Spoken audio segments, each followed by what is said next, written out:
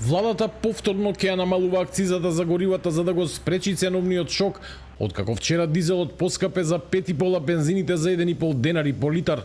Од Илинденска најавија дека одлуката би требало да стапи во сила веќе од понеделник по анализата на движењата на светските берзи во првата половина од месецот. Според владата, новите тензии на Блискиот Исток и неизвестност околу Ормускиот теснец повторно создаваат притисок врз цената на суровата нафта.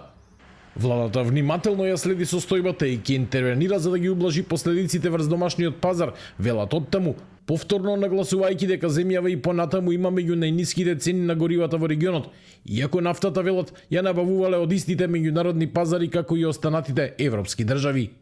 Веќе од понеделник повторно ќе има намалување на акцизите за безоловниот бензин и за дизелот. Денеска сме 15-ти, да почекаме да се затворат берзите за да направиме анализа за првите 15 дена, така што остануваме посветени на таа политика.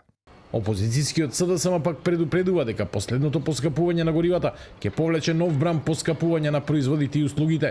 Лидерот на партијата Венко Филипче вчера оцени дека владата нема јасен економски план и дека растот на цените дополнително ќе го оптовари семејниот буџет на граѓаните.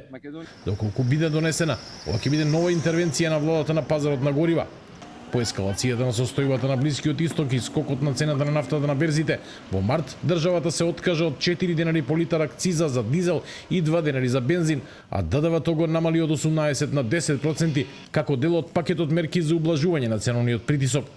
По повеќе од 1 месец од како ги укина мерките, владата повторно интервенира, што може да ги измеша сметките во неодамна ребалансираниот буџет.